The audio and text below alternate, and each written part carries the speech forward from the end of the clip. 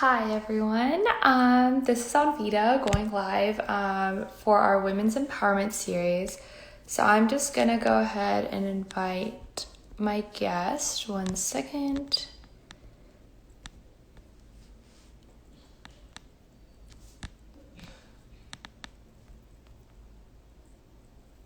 Let's see. Let's see if she can hop on. Hey, Hey, awesome. Hi, Nivi. Thanks for joining us today. We're thank so excited to have you for this topic. I know we had a really good conversation, and before we jump into today, everyone, we're going to be talking about generational trauma, which is so important, such an important topic and such a deep topic. And I have here with me Nivi, who is one of my friends. We've actually met a couple years ago, so I'm super excited to invite her here. Before we jump into the topic, do you want to introduce yourself, Nivi? Yeah, my name is Sukumar. I'm a fourth student who goes to a medical school in Fort Worth, Texas. And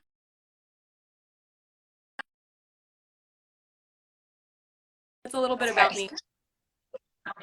Awesome. And for those who don't know me, I'm Anvita. I'm an HR professional based in Austin, Texas.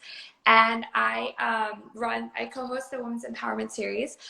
So today's topic is generational trauma. So before we jump into kind of talking about the impact of generational trauma, can you define generational trauma for us just on a very basic level, just for those who don't know what it is? Yeah, so I think first, before we talk about generational trauma, the first thing we should define is what trauma is. Yes. So trauma is basically any distressing event that basically doesn't overwhelm someone and it affects their ability to cope, right? Yep. And so usually this is seen in association with PTSD. It's like one giant event, like a war or like breakup or a parent dying, and that's something that we are very commonly exposed to. But another form of trauma is called CPTSD, which is complex. And so basically complex PTSD is a form of trauma where there's no one traumatic event. It's just like a series of things build up and end up causing a trauma response in that person. And another thing to mention with CPTSD is that these symptoms sometimes don't really show up until much later in their life when they're out of survival mode, and then they start experiencing these trauma symptoms. Got it. Can you dive into what are kind of some symptoms that are considered trauma symptoms? Yeah, so there's a lot of physical symptoms that you can definitely see, like excessive sweating, anxiety, and all of that. But some, I guess, like behaviors and coping mechanisms that are very common, like approval-seeking behavior, kind of like an excessive sense of independence, an overdeveloped sense of responsibility for other people's feelings on top of your feelings, workaholics, escapism, low self-esteem, places where you have self-betrayal. And like, for example, in the South here, we can think about a lot of women who do, because today's International Women's Day. Yeah, oh my gosh. Is like, for example, body image issues, colorism issues, education, family planning, all of these things that women kind of betray what they would want to do for the generations and what is expected of them. So yeah, I love how you bring up women issues because it is International Women's Day, so I think it's super fitting. So I want to dive into maybe talking about, we're both children of immigrants. I know you and I have both grown up here, but our parents both immigrated, so we're first generation growing up here, which I think brings up a lot of unique kind of set of trauma experiences. I know that we both kind of dealt with, and also kind of talking about in general, right? So one of the, I think, interesting trauma responses that you just brought up is ultra independence. And I think that's super common for children of immigrants, especially because our parents are in survival mode. When they come here, they're in a foreign land. And also we experience a very different upbringing than they experience. There's like this gap. So can you dive more into, whatever you feel comfortable, kind of what is it about being a child of an immigrant that can cause someone to develop ultra independence?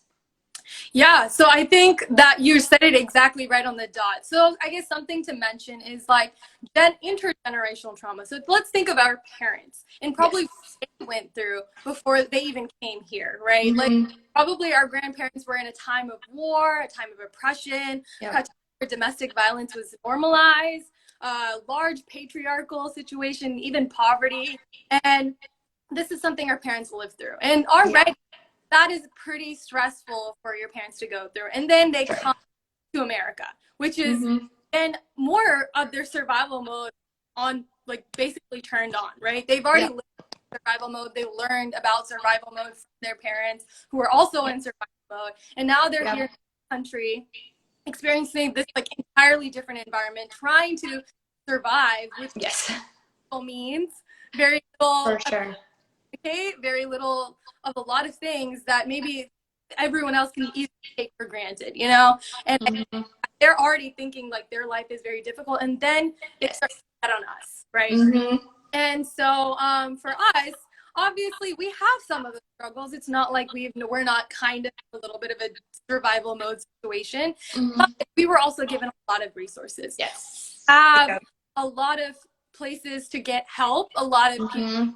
We're not technically immigrants, we're children of immigrants. We're not seeing the same, and we don't face the same struggles. So I think this is one of the things that can make it challenging as children of immigrants to validate our own trauma, because we feel like we have so much access, so much more privilege compared to our parents.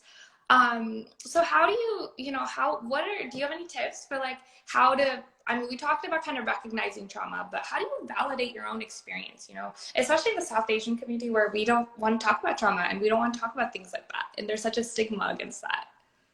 Yeah. So I think actually the first thing in trauma is actually acknowledgement. And that's actually the hardest part. And like we can talk about, for example, even the Black Lives Movement, all of that. The number one reason why it's really difficult for them is no one's really acknowledging struggle. And same thing with our parents.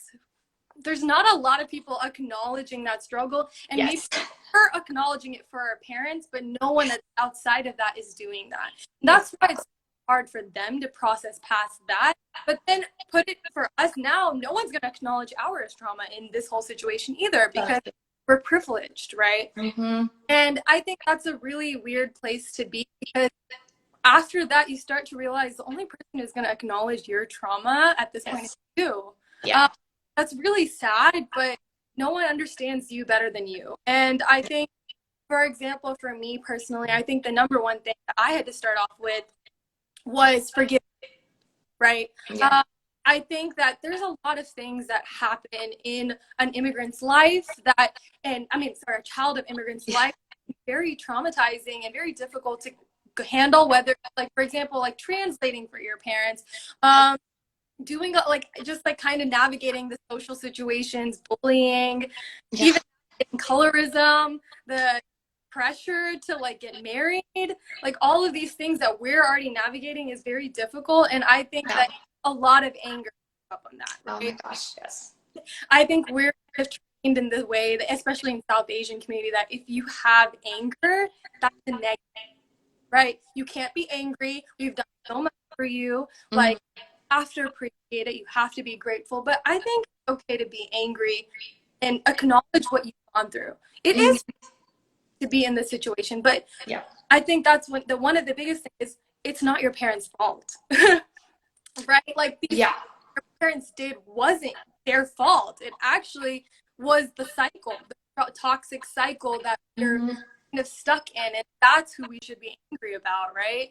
And I mean, everyone's experienced a struggle, and I'm not here to tell you, it's different. I'm not here to tell you who to be angry at, but I think for me, that was the most important thing, forgiving my parents. And then after that was forgiving myself.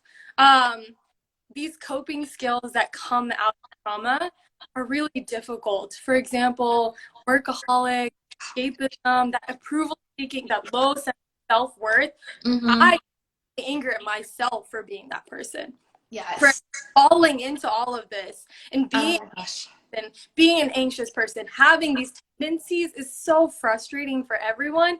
And so I think radical self-acceptance, radical self-forgiveness is the only way we're going to move past all of this and break this cycle. You bring up break the cycle, right? I think there's so many harmful, I think it's a difficult balance between acknowledging our parents' humanity, because they're individuals too, like they're human, they're not.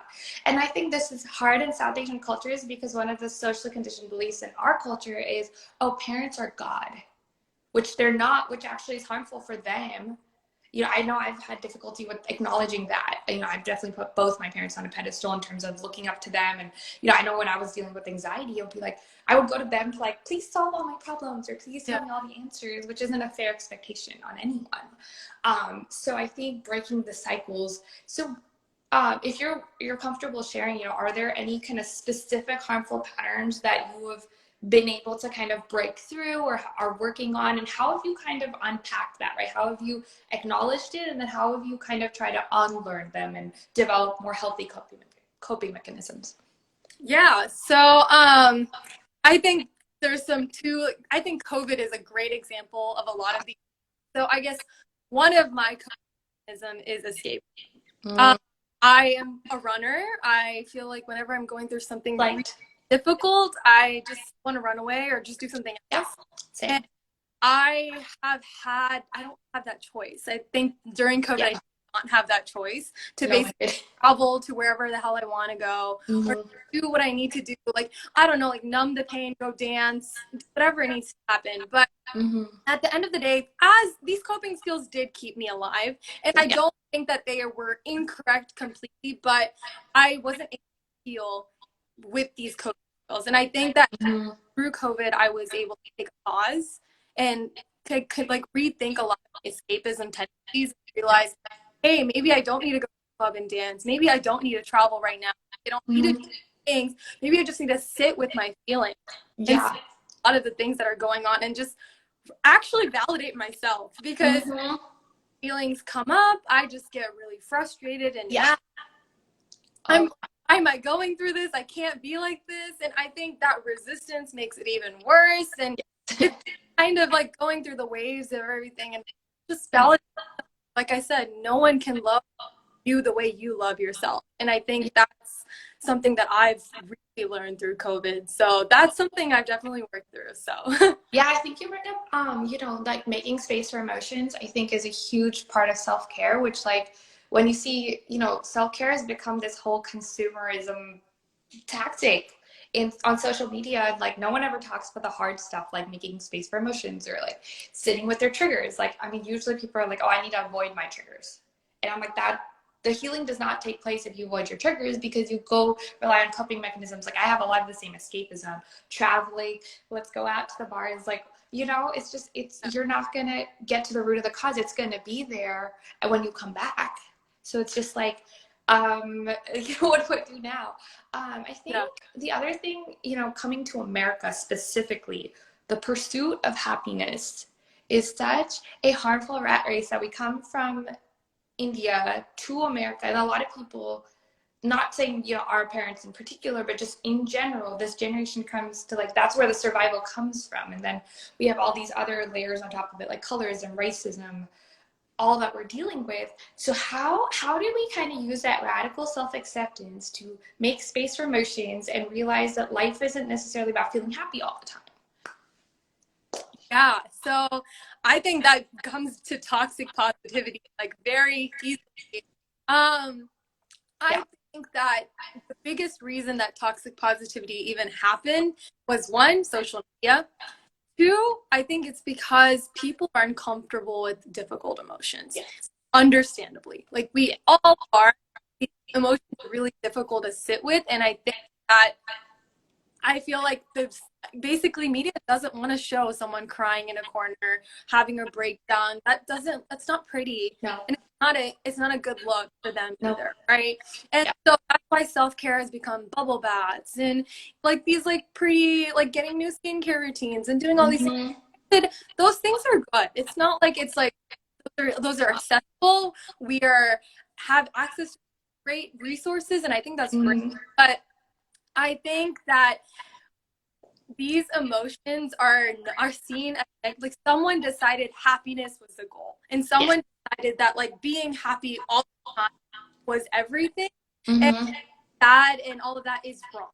And I don't know when that exactly happened or why it happened, but I think that's why we're on this like crazy pursuit, and throw in the American dream, and everything gets really confusing after that, right? It's Like a perfect that's cocktail for disaster, isn't it? Emotional overload. The other thing, I think about is like what redefining that kind of what is self-care. And I think that looks very individual for people, but how has your self-care routine, if at all, evolved over the years as you've learned more, and as especially during COVID? Were there any changes that you experienced? yeah. So I think for me initially self-care was yoga. I was like, yoga is how I'm gonna process all my emotions. This is how I'm Yeah. get my movement, and I thought that this was everything for me. But shockingly, I've kind of not been able to process a lot of my emotions through yoga anymore. Yeah. I love yoga, and it's a huge practice for me. But I think meditation became more of something that I started to evolve into, Okay. because I felt like through yoga, I was just like feeling the feelings and like moving on. Mm. It's space to like validate that. And I think that's how I started getting a self-care practice in that. And also I think I started to realize small fun things, and like every single day Yeah. do makes you happy, whether it's your coffee, whether it's like doing something small and adventurous like farmers markets, whatever. For me, that's what it's like. I Yeah. think that I thought I'm in medical school where I felt like every single thing I needed to do to be productive Oof. had to be something productive. Mm-hmm. I started to decide to do things for fun for absolutely no reason every single day. And I think that was the best thing I Awesome. did. Like, it's kind of stupid, it's kind of ridiculous. I do really weird things, but it's really helpful, and it makes me kind of connect to that inner child and like Yes. that childhood that I never really fully had. So Yes. No, I love the inner child, right? I think, when we were born, we weren't born with all this social conditioning internalized. I don't think, children are like the purest form of like being, for the lack of a better word, untamed, wild, doing what they want.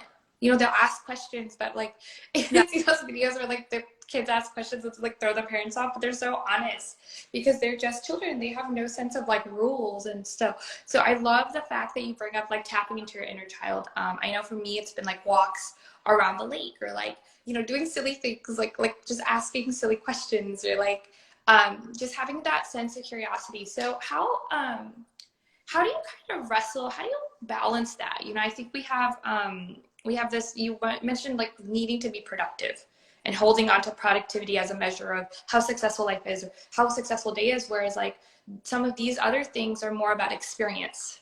Just doing something for fun is like a valuable experience. Not every minute of your day has to be productive. Some experiences are just you enjoy the experience, and that in itself makes it valuable. yeah. So what's your balance there, and how have you kind of worked more of those just valuing experiences into your life? Yeah, so I kind of want to come back to like mentioning a little bit about inner child stuff Yes. and why it's important in the sense of doing it. So I think that I learned a lot from kids. I think kids a lot they do things just because they want to, and you see brains develop.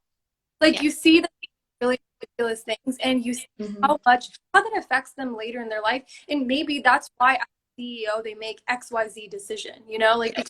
with the rubber ducky, who knows? Mm-hmm.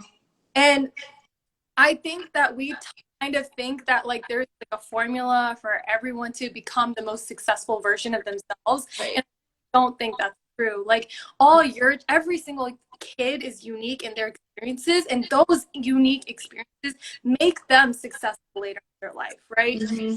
And I think that's what sometimes forgotten in America is that like you're trying to be successful, but what makes you successful are those small things, those like Yeah.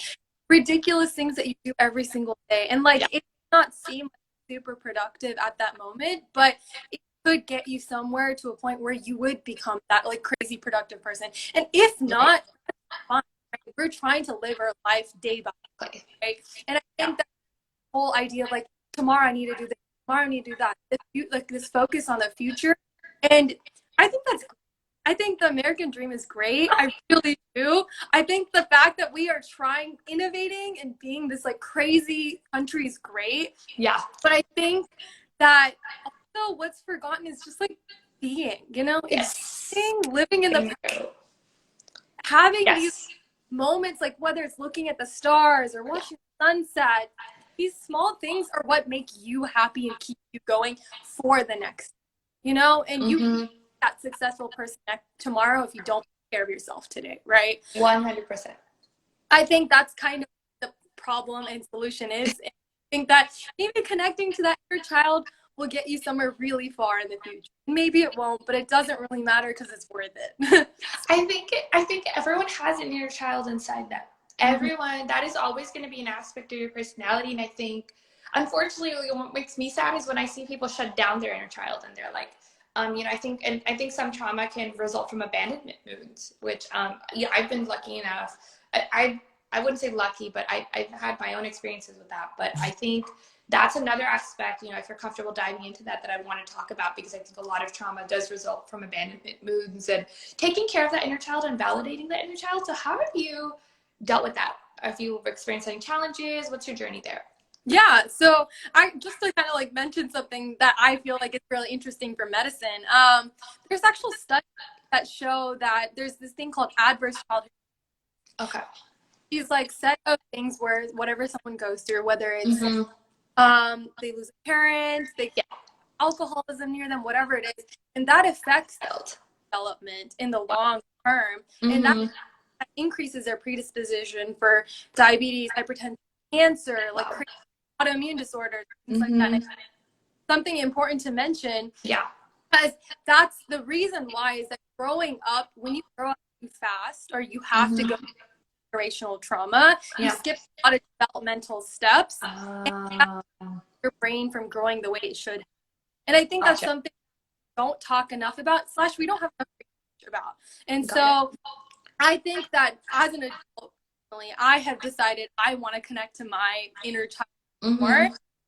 And the ways I do that is honestly, validating a lot of those experiences, anything that I've been through as a kid, but a little bit more playful in my life, And I love the playful.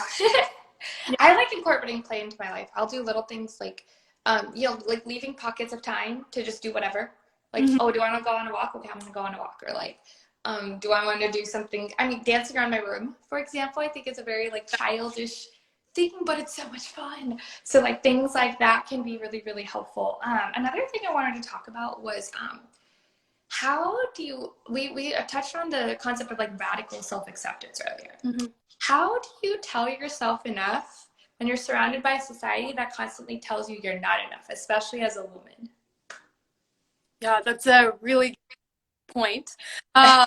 Again, on International Women's Day, I think personally, I've struggled a lot with that. I think self-esteem is something that's really difficult. It's really hard to not take what another person says to you personally, especially, for example, in medicine, you're on rotations and everything. People are above you, know better than you. It's really hard. Yeah. But I also think that like one of the most important things is like realizing that these people, what their opinion of you doesn't equal reality. That's such a hard place to get to. I'm not gonna lie. I don't think everyone will get there overnight. I want to mention that as like a fact that like most people think that I'm just gonna decide not to care what people think. Right. I to do that. It's not. Yeah.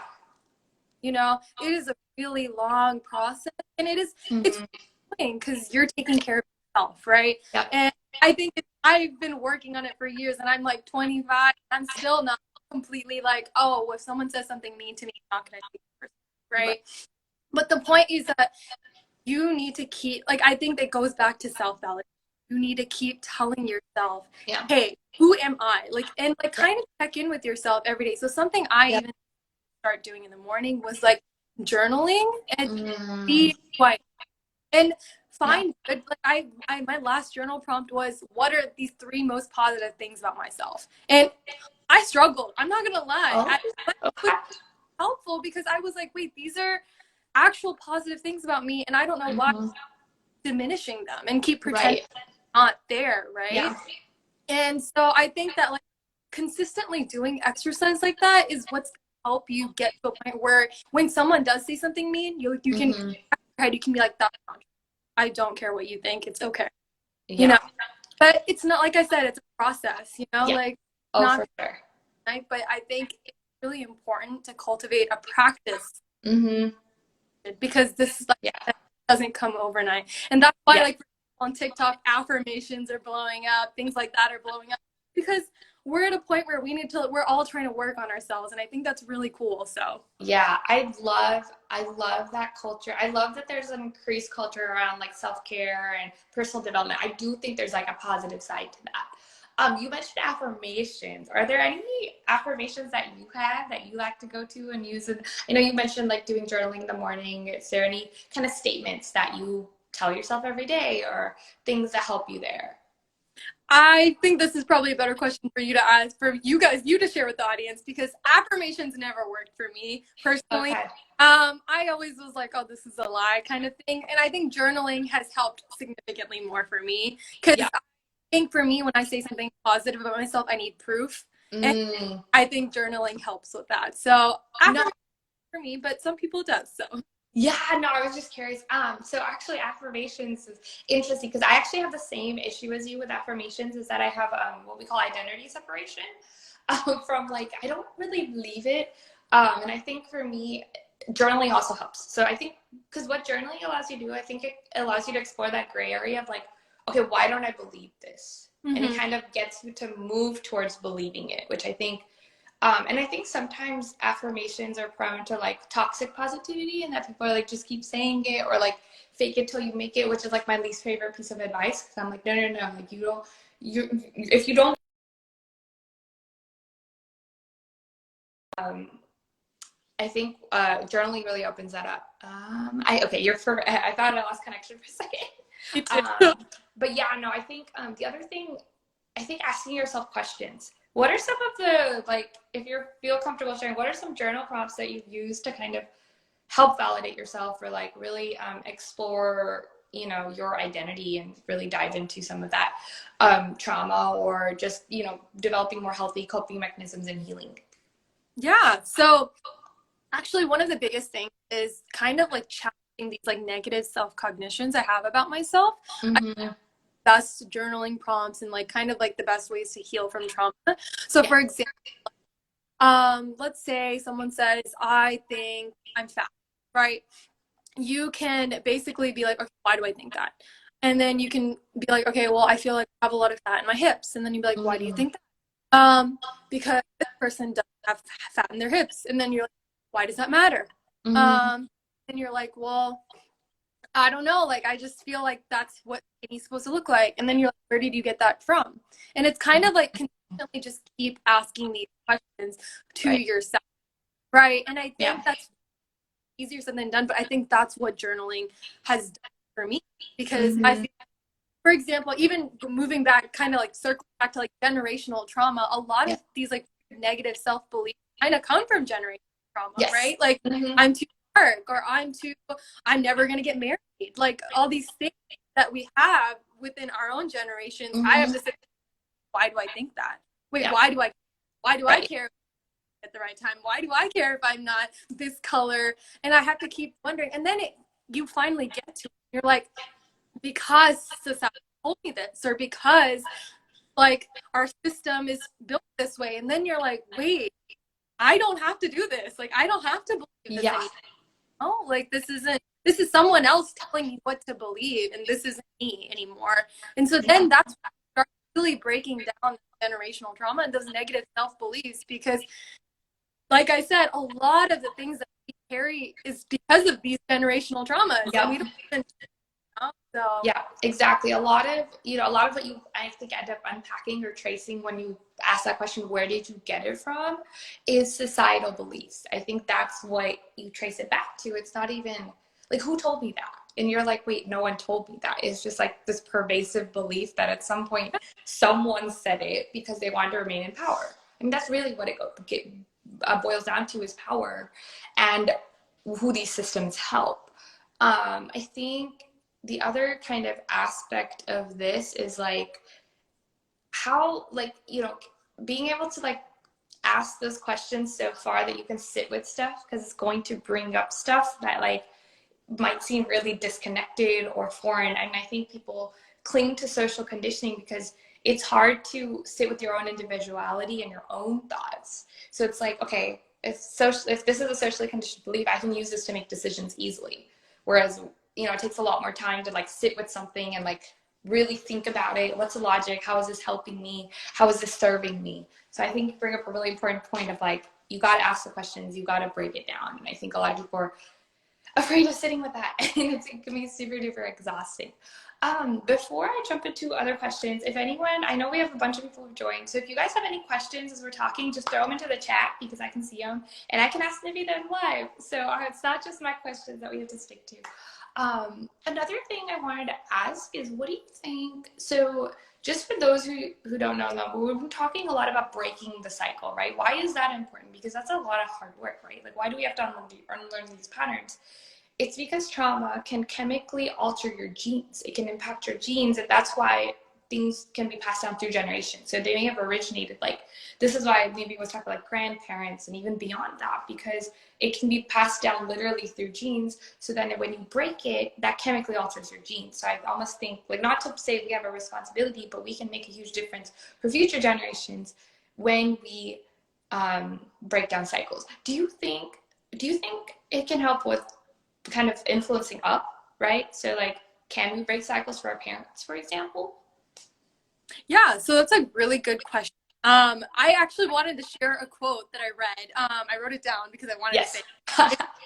Heal so we don't have another generation of trauma passing itself as a culture. And I think that's exactly what you said, right? Like, and I also want to mention another thing that I read, which was basically that said, we're not the only generation who is healing cycles and breaking cycles, you know? Yeah. Every single generation is breaking their own set of cycles and their own set, and we're just continuing the work. And I think that's also important to mention as well, because we're all human and we're all going to be falling into these cycles, and we are probably going to traumatize our kids with cycles as well, because we're human and we're just trying the best to make sure we don't pass down more than we need to, right? Exactly. But I think, again, like you said, we can heal these from the bottom up kind of situation. I think it's possible, but I think it's much harder than it looks. And I think that also that kind of stems from our kind of, I guess, like a South Asian sense of responsibility to take care of our parents, and our parents' emotions being our responsibility.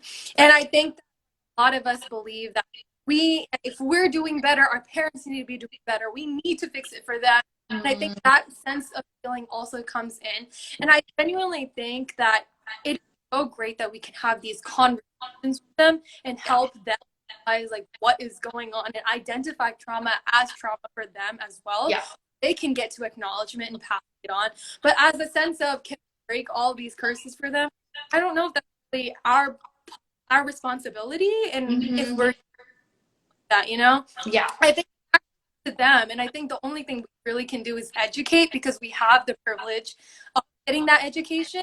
Yeah. And give them, acknowledge their trauma as it is for them, and after kind of within their hands to continue with that, you know? So, but I think that I do think it's a very different situation, because like I said, we have the resources, and even now, if you give the resources, it's really hard, I think. Yeah, so. It's just a different way of thinking. It's like really ingrained. It's like, and anytime I feel like that expectation sometimes comes up without me wanting it to.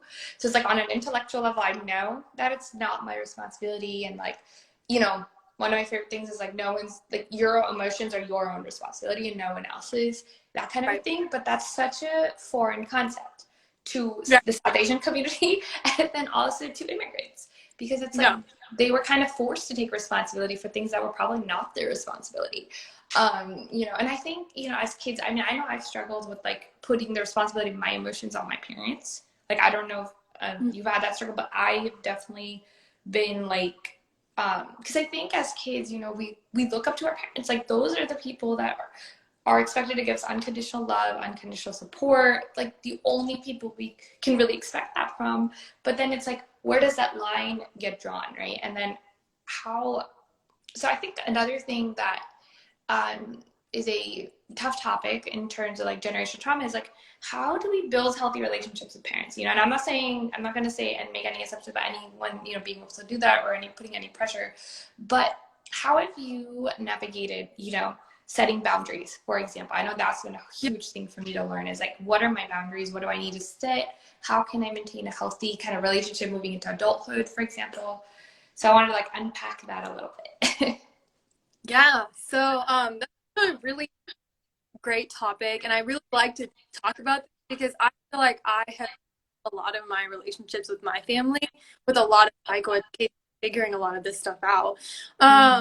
So I think that, like, for example, I think like I had a period of time where I changed as a person, and I started to grow into who I actually was, and everyone goes through that. As soon as you hit your 20s, you're like becoming a person that your parents don't recognize anymore, right?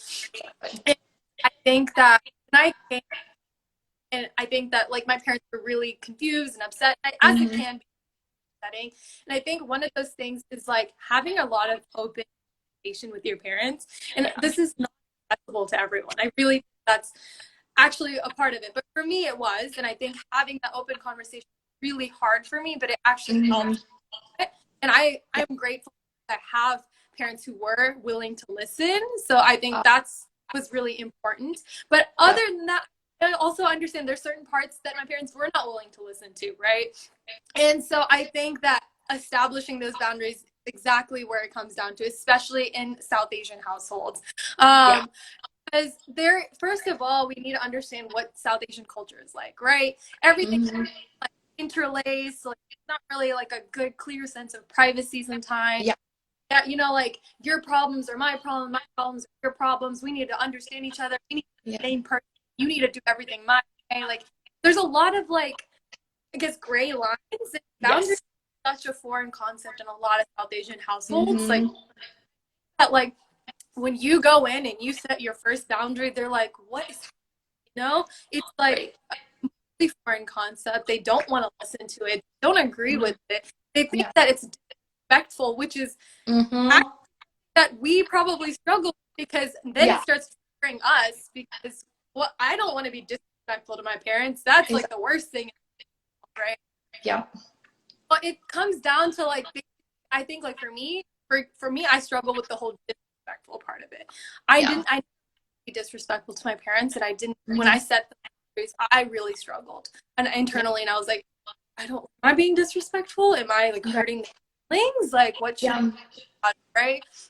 And so I think I got to a point where I started, again, self-validating myself and being like, you know, actually, this is not disrespectful. This is something I need to do for myself. And no matter how many times they tell me it's disrespectful, I know it's not. So I'm not going to let it go. Like, I'm not going to let it get to me, kind of thing. And then I kept telling them that, like, you guys need to understand, I need to become my own person. I need to develop like a sense of independence, and I know that's not comfortable, and I validated their feelings too, right? Like, tell them, hey, like, I understand that it's really difficult for you. I understand like this is not something you're used to, and like all these things, but I need you to like respect me and love me enough. And I think when you do validate their feelings on top of that, it becomes a lot. But like I said, it's not an easy conversation for every South Asian household or every immigrant household. But I think, you know, I've seen my relationships get better as I set boundaries, but there's like a hump over which you kind of have to have the difficult conversation. You don't know how it's going to go. They probably don't know how it's going to go either, because it's new. It's a new foreign concept. And I think the sad thing is that we start learning it so much later in life. Like, I didn't start learning the concept of boundaries until I was in college, when I think I was really struggling with it. And I was like, oh shoot, I have no boundaries. You know, saying yes too often, like noticing the things I did that indicated that I didn't have boundaries. I know, I think boundaries are seen as a distancing mechanism. And I'm like, actually, boundaries kind of open up that space to make space for both. Like you said, validating I think the other concept is like, sometimes boundaries can be put up as a defense mechanism because we get to them so late. I think some of us can just be like, okay, I need to put it up now. And I think that can be really repellent, and that can make it really difficult being on the receiving end. Because I know, like, sometimes when I've been in friend relationships, for example, like friendships, when people set boundaries, my first reaction has been like, oh, you don't want to spend time with me, or like, why are you distancing yourself? So I get it, how it can be receiving end of our parents, especially when it's like their own kin or their own child that they just want to be close to. Yeah. So it's like, how do you do both, right? You mentioned a little bit of like validating parents' feelings, but for people, our listeners, if they're struggling for boundaries, how would you approach that conversation kind of the first time, that first hump sort of? Yeah. So I think before you even set a boundary, you need to understand why you're setting this boundary and why it's important. Kind of do a little bit of self-evaluation of like where you're at in the boundary and like why it's important to you. Like, does it make you give you more time? Does it give you more to communicate with people? And like, I have those things set up. Don't go in just setting a boundary without really knowing what it does for you, because then your parents like, why do you need to do it? Yeah, exactly. Yeah.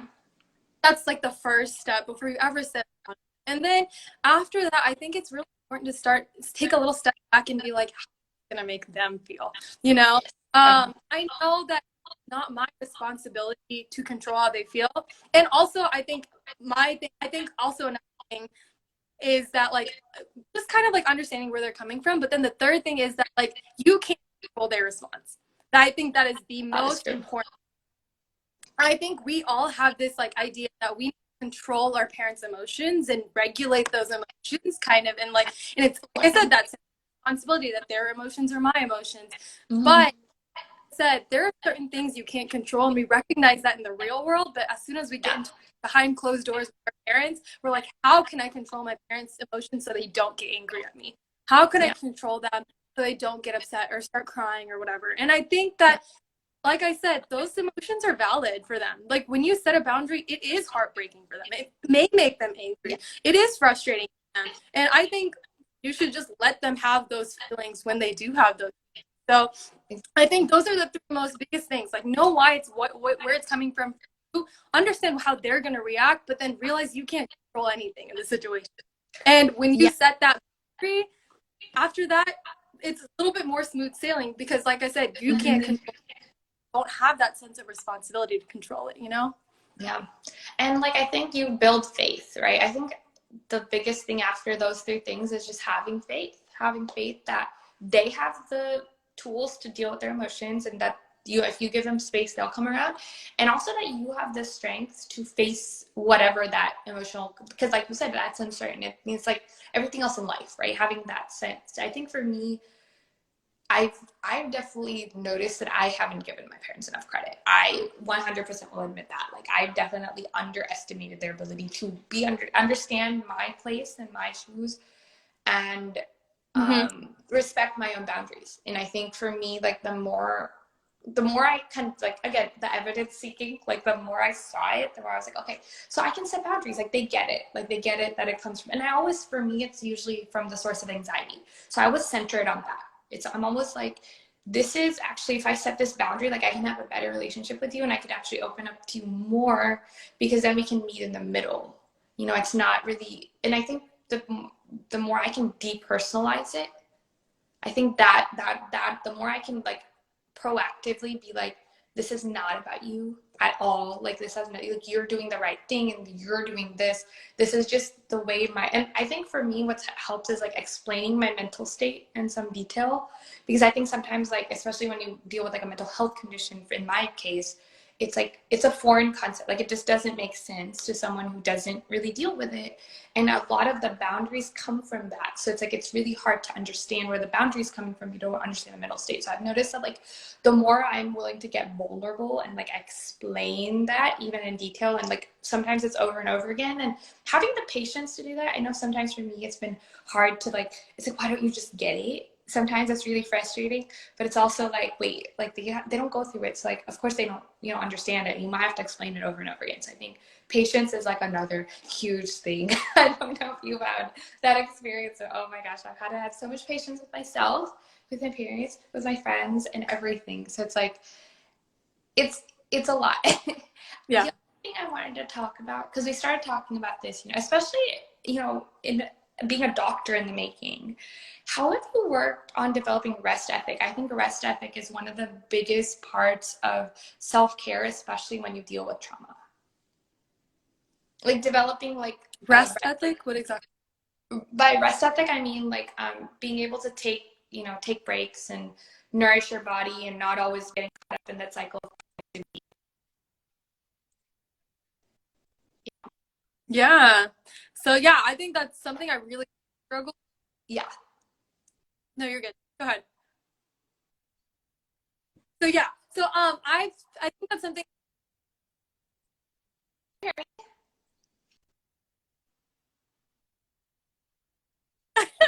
Yeah, I think right.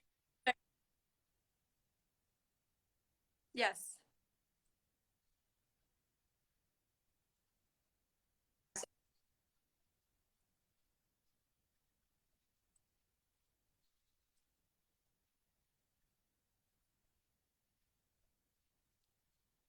That is the epitome of a medical student struggle. I think all of us are like type A.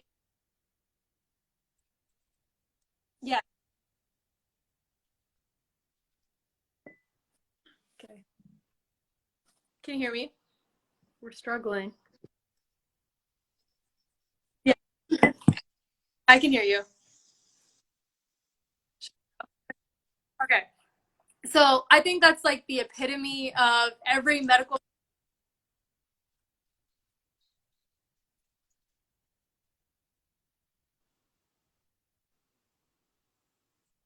Okay, I'm just gonna go.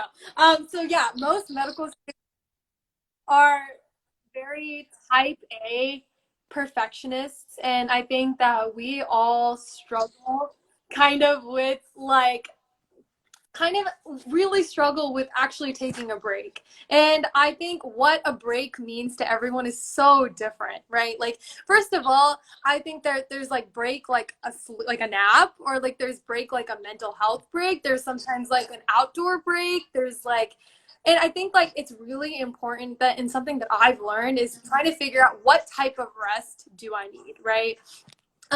And for example, like for me, I'm an introvert, and I struggle a lot when I go all day and have multiple patient encounters, and I'm talking to 1,000 people, and I come home and I'm exhausted, right? For me, when I go to sleep, that's not going to get any better, right? And for me, it's like I need to realize that like what I need is like actually a real mental break, and being really mindful and having like break with myself. That's just me sleeping it off and waking up the next day and going back to that routine. That's something I've learned. Like I said, that's something I'm still constantly learning as well.